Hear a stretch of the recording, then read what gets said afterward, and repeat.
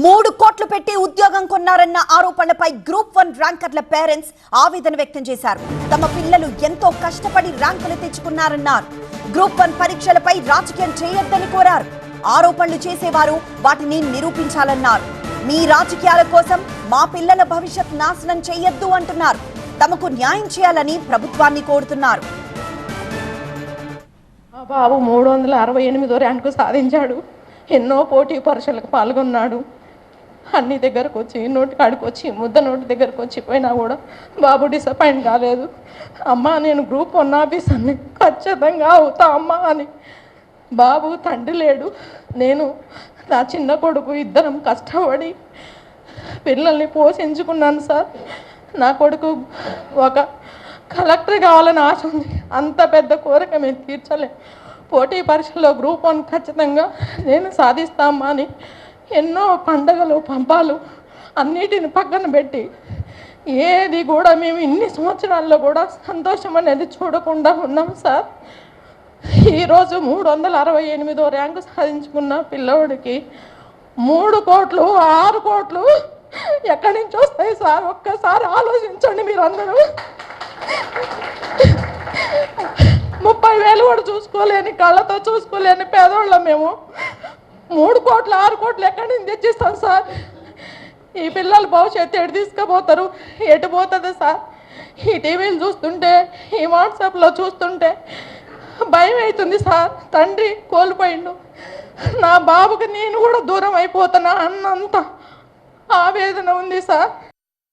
వాడు రాత్రింపగలు రోజుకు 4 గోడల మధ్యలో కూర్చొని ఎంతో కష్టపడి ర్యాంక్ సాధించాడు. ఈ జర్నీలో వాళ్ళ నాన్నని కూడా అతను కోల్పోయాడు. అయినా కూడా ఎప్పటికీ వెనుకంజ వేయలేడు. నేను నాన్నకలను ఎలాగైనా తీరుస్తాను మమ్మీ అని చెప్పి కష్టపడి ర్యాంక్ సాధించాడు. అండ్ అప్పుడు మేము చాలా హ్యాపీగా ఫీల్ అయ్యాము. వాడు ఏంటంటే అన్ని మెడికల్ ఎగ్జామినేషన్ చేశారు, సర్టిఫికేట్ వెరిఫికేషన్ చేశారు. ఆ మేడం అన్నట్టు నోటికొచ్చిన ముద్దని తన్నేసినట్టు చేశారు. ఇది ఎంతవరకు న్యాయం? దీనికి కారకులు ఎవరు? ఎవరిని ప్రశ్నించాలి మేము అసలు? రైట్, కష్టపడి సంపాదించిన ర్యాంక్ హోల్డర్స్ దా తప్పు, లేదంటే ఈ సమాజాన్ని నమ్ముకున్న మాదా, లేక ఎవరు బాధ్యులు దీనికి ర్యాంకు రాని పిల్లల్ని అడ్డంగా పెట్టుకొని ఎందరో రాజకీయ నేతలు ర్యాంక్ వచ్చిన పిల్లల్ని తొక్కేయాలని చూస్తున్నారు. వాళ్ళకు పిల్లలు ఉన్నారు, వాళ్ళకు తెలుసు పిల్లల వాల్యూ ఏంటి అనేది. ఒక్కసారి గమనించండి. రైట్, 3 కోట్లు అంటున్నారు, చీటింగ్ అంటున్నారు. దాన్ని ప్రూవ్ చేయండి ఫస్ట్. మేము ప్రూవ్ చేస్తాము వాళ్ళు కష్టపడ్డారు, ర్యాంక్ సాధించారని. వాళ్ళు రాసిన మెటీరియల్ మా దగ్గర ఉంది, వాళ్ళు ప్రిపేర్ చేసిన ప్రతి మెటీరియల్ ఉంది. రైట్, మీరు ఒకరిని ప్రశ్నించే ముందు మీరు ఎంత మట్టుకు కరెక్ట్ అనేది మీరు చూసుకోండి ప్లీజ్. మేమంతా చాలా బాధపడుతున్నామండి. ప్రతి ఒక్కరు 3 కోట్లు ఇస్తే ఇప్పుడు 563 మంది ఎక్కడి నుండి తెచ్చి ఇచ్చారండి 3 కోట్లు? ఇప్పుడు అందరు అన్న వాళ్ళంతా ఇప్పుడు ఇవన్నీ నిరూపించాలండి. మాకు చాలా బాధగా ఉంది. ఇప్పుడు వీళ్ళందరూ అన్నవాళ్ళు ఎక్కడి నుండి తెచ్చారో అవన్నీ చూపించాలి కదండి. మా గిట్ట మరి మీ గిట్ట అందరికీ నిరూపించాలి. మా విన్నతి ఒక్కటే, మాకు న్యాయం జరగాలి. ఈ పొలిటికల్ ఉన్న వాళ్ళందరూ మా ఇంట్లో ఇన్వాల్వ్మెంట్ కావద్దు, వాళ్ళది వాళ్ళు చూసుకోవాలి, జాగ్రత్తగా ఉండాలండి. ప్రిలిమ్స్ ఒకసారి మీరు పెట్టిన తర్వాత గత ప్రభుత్వము ముందు ప్రభుత్వం పెట్టిన తర్వాత కూడా దానికి ప్రిలిమ్స్లో ఏదో జరిగింది, అవకతవకలు జరగాలంటే ఎవరో చేసిన పాపానికి మా పిల్లలు బలైనరు. సరే, అప్పుడు కూడా పిల్లలకు అంత మెరిట్ లిస్ట్లో వచ్చినాక కూడా వాళ్ళ మైండ్ అనేది డైవర్ట్ కాకుండా సెకండ్ ప్రిలిమ్స్ పెట్టారు. అప్పుడు క్వాలిఫై అయ్యారు. అప్పుడు తమ్ము లేదన్నారు. అంతా ఎవరి మిస్టేక్స్? పిల్లల మిస్టేక్స్ కాదు కదా.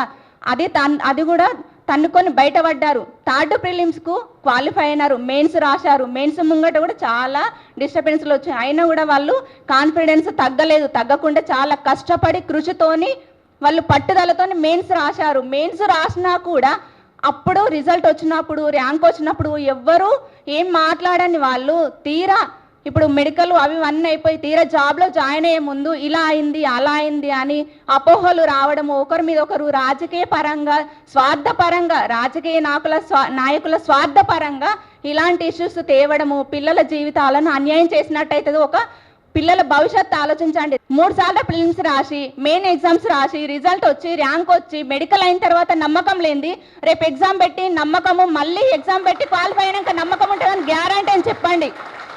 ఏ రాజకీయ నాయకులు దీనికి అండగా ఉంటారు చెప్పండి. రాజకీయ వ్యవస్థలో చేసుకోండి, విద్యార్థుల మీద రుద్దకండి దయచేసి. నేను ఏ పార్టీని ఉద్దేశించి మాట్లాడటట్లేదు. నా పిల్లల భవిష్యత్తు గురించే, మా ఇక్కడ ఉన్న అందరు తల్లిదండ్రుల పిల్లల భవిష్యత్తు గురించే మాట్లాడుతున్నాము.